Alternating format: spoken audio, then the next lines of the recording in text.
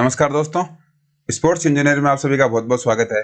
मेरा नाम है दीपक भालोटिया और आज इस वीडियो में हम डिस्कस कर रहे हैं स्पोर्ट्स साइकोलॉजी के क्वेश्चन आंसर्स का 5वां पार्ट। 4 पार्ट पहले अपलोड हो चुके हैं, उनको भी आप चेकआउट कर लीजिए। चैनल पे आपको प्लेलिस्ट मिल जाएगी। वीडियो शुरू करते हैं। पहला क्वेश्चन है, किंडरगार्टन विधि के जन्मदाता कौन है? Who is the founder of kindergarten method?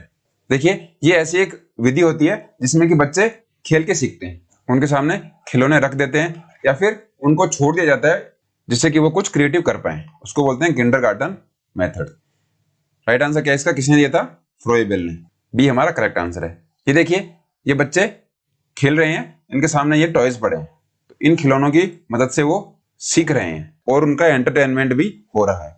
तो किंडरगार्टन मेथड यही होता है कि आप खेल के माध्यम से सीखते हो। नेक्स्ट है, आइडियोमोटर ट्रेनिंग को कहते हैं। राइट आंसर इज मानसिक अभ्यास। देखिए, आइडियोमोटर ट्रेनिंग होती है, वो मेंटल प्रैक्टिस के लिए होती है। आपकी जो मेंटल स्ट्रेंथ है उसको बढ़ाने के लिए हम करते हैं आइडियोमोटर ट्रेनिंग। ये देखिए, ये इसमें बताया गया है कि आप अलग अलग साइन कर रहे हो। यहाँ पे आपको उंगलियों का अलग अलग साइन दिखाई दे रहे हैं, तो आप मेंटल प्रैक्टिस कर रहे हो बार बार। जैसे कि कई बार आप 2 का साइन करते हो, फिर 5 का करते हो, 3 का करते हो। कभी आपको बोला गया कि आपको आपकी छोटी वाली उंगली दिखानी है, आपको थंब दिखाना है, या फिर आपको 4 को डिनोट करना है। इस तरीके से जब आप मेंटल प्रैक्टिस करते हो उसको बोलते हैं आइडियोमोटर लर्निंग। नेक्स्ट है, सीखने वालों के लिए यह जानना आवश्यक है कि वह क्या स्मरण रखें और क्या भुला दें। यह कथन किसका है? देखिए, एक स्टेटमेंट हमारे सामने है, इसमें हमसे यह पूछा गया है कि लर्नर के लिए यह बहुत ज्यादा जरूरी है कि वो क्या याद रखे और क्या भूल जाए। Right answer is B, Crow and Crow. देखिए, क्रो एंड करो के बहुत सारे स्टेटमेंट हमें फिजिकल एजुकेशन में देखने को मिलते हैं, तो इसको आपको ध्यान में रखना है कि सीखने वाला है उसके लिए क्या आवश्यक है जिसको कि वो स्मरण रखे या फिर भुला दे। ये स्टेटमेंट दिया था क्रो एंड क्रो ने। नेक्स्ट है, सीखना प्रभावित होता है, लर्निंग है वो किससे इफेक्ट होती है? Right answer is motivation. देखिए, जब आप कोई स्किल या एक्टिविटी को समझने के लिए खुद से मोटिवेट नहीं हो तो उसको आप नहीं सीख पाओगे। इसलिए मोटिवेशन बहुत ज्यादा जरूरी है। आपको प्रेरणा होनी चाहिए कि आप सीख रहे हो। इसलिए आप इसको समझ सकते हो कि लर्निंग है वो इफेक्ट करती है हमारे मोटिवेशन से। जब हम मोटिवेट होते हैं तो हमारी लर्निंग भी अच्छी होती है, लर्निंग इंप्रूव होती है। नेक्स्ट है, शिक्षा मनोविज्ञान सहायक है। जो हमारी एजुकेशन साइकोलॉजी है वो किसमें हेल्पफुल है, किसमें सहायक है? Right answer is complete education process. देखिए, एजुकेशन साइकोलॉजी हमारी जो कंप्लीट एजुकेशन प्रोसेस है, संपूर्ण शिक्षा प्रक्रिया है, उसके अंदर सहायक होती है, उसके अंदर हेल्पफुल होती है, क्योंकि इसके अंदर बहुत सारी शिक्षण विधियां आती हैं जिसको कि हम पढ़ते हैं और उनके हेल्प से बच्चों की मदद हम करते हैं। नेक्स्ट है, अभ्यास का नियम है, लॉ ऑफ एक्सरसाइज क्या है? Right answer is law of use and disuse. देखिए, लॉ ऑफ एक्सरसाइज को 2 रूल्स में डिवाइड कर दिया गया था, 2 नियमों में डिवाइड कर दिया गया था। एक को बोलते हैं लॉ ऑफ यूज और दूसरे को बोलते हैं लॉ ऑफ डिसयूज। उपयोग और अनुपयोग का नियम, ये दोनों आते हैं अभ्यास के नियम में। इसको आपको ध्यान में रखना है। एक हमने बात की थी संतोष और असंतोष का नियम, वो लॉ ऑफ इफेक्ट के टाइप है। प्रभाव का नियम है, उसके दोनों टाइप हैं। और लॉ ऑफ यूज और लॉ ऑफ डिसयूज, या उपयोग का नियम या फिर अनुपयोग का नियम, ये दोनों टाइप हैं लॉ ऑफ एक्सरसाइज के। नेक्स्ट है, अंतर्दृष्टि सिद्धांत को किस विद्वान ने प्रतिपादित किया था? लास्ट वीडियो में हमने देखा भी था कि इनसाइड थ्योरी ऑफ लर्निंग है वो किसने दी थी। वो जो मंकी वाला एग्जाम्पल था, बंदर वाला जो एग्जाम्पल था, वो था इनसाइड थ्योरी ऑफ लर्निंग। तो उसमें हमने देख लिया कि वो थ्योरी किसने दी थी। Right answer is Kohler. C हमारा करेक्ट आंसर है। नेक्स्ट है, गामक कौशल सीखने का उत्तम ढंग है। जो हमारी मोटर स्किल्स हैं उनको सीखने के लिए सबसे बेस्ट वे कौन सा है? देखिए, मोटर स्किल कौन सी होती हैं? ऐसी स्किल्स जिनको हम सीखते हैं with the help of physical activity. देखिए, मोटर स्किल्स क्या होती है पहले तो आप समझ लीजिए। मोटर का मतलब होता है जो कि कंटिन्यूअस चलता रहता है। एकदम रुक गया उसको मोटर नहीं बोलते, जो कंटिन्यूअस चलता है उसको मोटर बोलते हैं। स्किल्स का आपको पता ही है कि नया कौशल जो सीखते हैं उसको स्किल बोलते हैं। तो मोटर स्किल के मतलब आपकी रनिंग या फिर कंटिन्यूअस जो भी एक्टिविटी है वो आप सीख रहे हो उसको बोलते हैं मोटर स्किल्स। तो वो सबसे ज्यादा अच्छा वे सीखने का कौन सा होता है गामक कौशल को सीखने का? Right answer is practice. B हमारा करेक्ट आंसर हो जाएगा। देखिए, मोटर स्किल, मान लीजिए आपको रनिंग को इंप्रूव करना है तो उसके लिए आपको फिजिकल एक्टिविटी करनी पड़ेगी। तो जो फिजिकल एक्टिविटी है वो हमारी मोटर स्किल का टाइप आ जाएगी, उसकी आप प्रैक्टिस करोगे। तो प्रैक्टिस से ही आप कोई भी एक स्किल है उसको सीख पाओगे। और स्पोर्ट्स में सारी स्किल हैं जिनमें कि थोड़ा सा भी मूवमेंट हमें देखने को मिलता है वो सारी मोटर स्किल्स के अंदर आती है। इसलिए प्रैक्टिस के बिना आप कोई भी मोटर स्किल को नहीं सीख पाओगे। नेक्स्ट है, सीखी गई क्रिया का अन्य सामान्य परिस्थितियों में उपयोग किया जाना कहलाता है। देखिए, कोई भी हम एक्शन है उसको समझ लेते हैं तो उसका यूज हम कॉमन सिचुएशन में कर पाते हैं, उसको क्या बोलते हैं? Right answer is learning transfer, अधिगम स्थानांतरण बोलते हैं। अब देखिए, सामान्य परिस्थितियों में हम इसका यूज करते हैं, वो किस तरीके से करते हैं ये हमें देखना है। मान लीजिए एक कोई रेसलर है, एक पहलवान है और उसको घर पे काम करना है, क्योंकि पहलवानी में जो स्किल है, एक स्किल की बात करेंगे, इसको बोलते हैं धोबी पछाड़।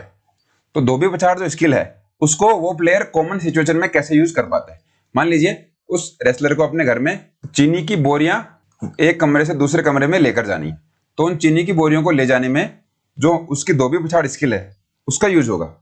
क्योंकि जैसे धोबी पछाड़ में एक रेसलर है, वो अपने कमर पे सामने वाले रेसलर को उठा के पटकता है, उसी तरीके से ये स्किल बोरियां जो हैं, जो अनाज या फिर चीनी की बोरी है, उसको ले जाने में उसकी हेल्प करेगा। उसके लिए ये काम बहुत ज्यादा मुश्किल नहीं होगा। तो इस तरीके से हम देख सकते हैं आपकी जो लर्निंग है, जो आपने स्पोर्ट्स या गेम्स में सीखी थी, उसका आप यूज कॉमन सिचुएशन में कर पा रहे हैं।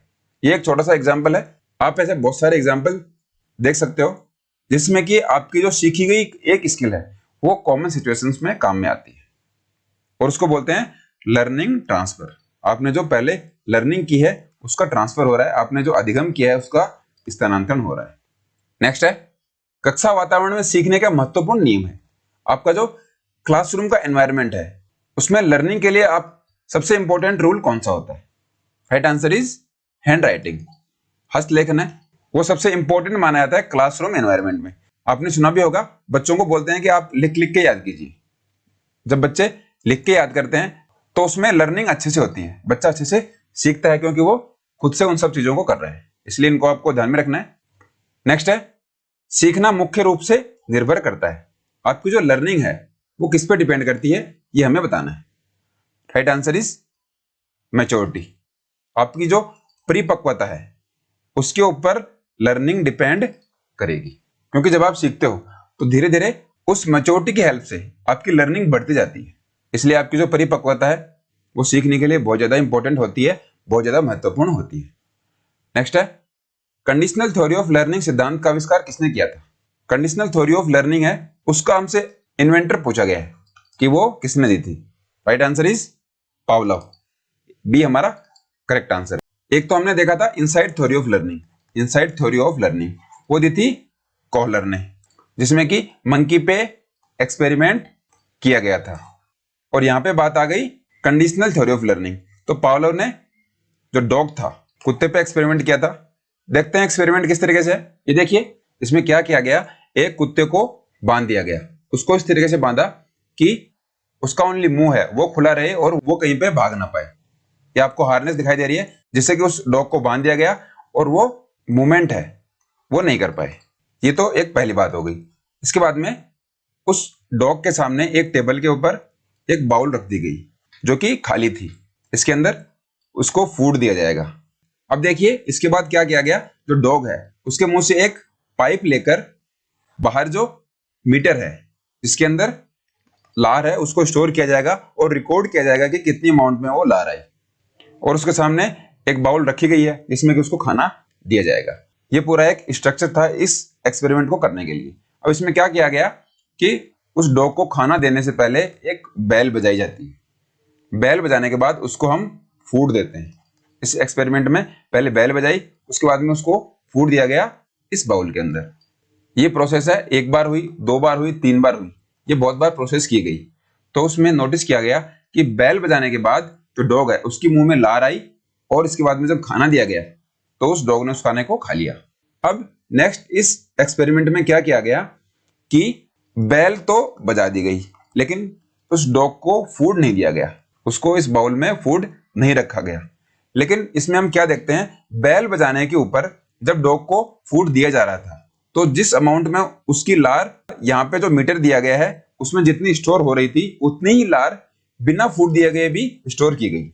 ये एक पूरा एक्सपेरिमेंट किया गया था जिसको कि कंडीशनल थ्योरी ऑफ लर्निंग कहते हैं। नेक्स्ट है, गहन अध्ययन का थॉर्नडाइक का नियम है। जो इंटेंसिव स्टडी है उसका थॉर्नडाइक का कौन सा नियम है? Right answer is law of effect. प्रभाव के नियम को ही बोलते हैं, क्योंकि जब हम अच्छे तरीके से पढ़ते हैं, अच्छे तरीके से लर्निंग करते हैं, उसके अंदर हम या तो संतुष्ट होते हैं या फिर असंतुष्ट होते हैं। तो ये जो नियम है, जिसको संतुष्टि और असंतुष्टि का नियम बोलते हैं, इसको लॉ ऑफ इंटेंसिव स्टडी का नियम भी बोलते हैं।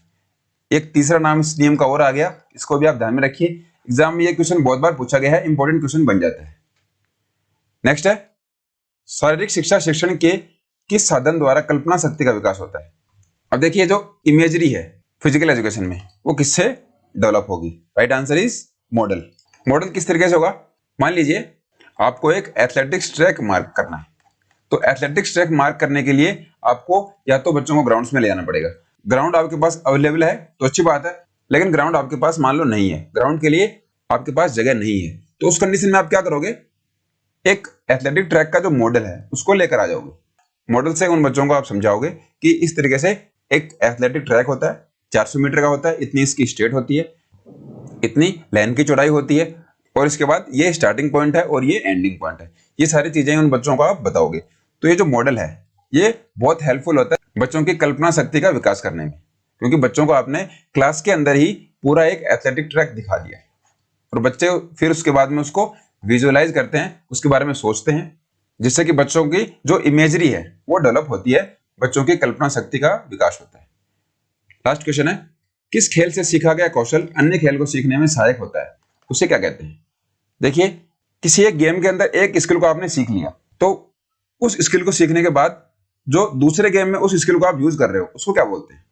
Right answer is training transfer. ये हमने देखा भी था क्वेश्चन, ए हमारा करेक्ट आंसर हो जाएगा, क्योंकि एक स्किल को सीखने के बाद जब आप दूसरी स्किल को सीखते हो, तो उस स्किल को सीखने के लिए आपकी जो पहले वाली स्किल है उसकी लर्निंग आपके काम आ रही है, उसको बोलते हैं ट्रेनिंग ट्रांसफर। सिंपल सा क्वेश्चन था। तो चलिए दोस्तों, फिलहाल इस वीडियो में इतना ही। आपको वीडियो कैसा लगा कमेंट्स में जरूर बताएं, लाइक कर सकते हैं वीडियो को अगर आपको पसंद आया हो तो, और इसके साथ साथ अगर आपको टेलीग्राम चैनल पे जुड़ना है तो आप स्पोर्ट्स इंजीनियर टाइप कीजिए टेलीग्राम ऐप के ऊपर, वहां पर आपको अपना चैनल मिल जाएगा। नेक्स्ट वीडियो में फिर मुलाकात होगी, तब तक खुश रहिए, हेल्दी रहिए। बहुत बहुत धन्यवाद।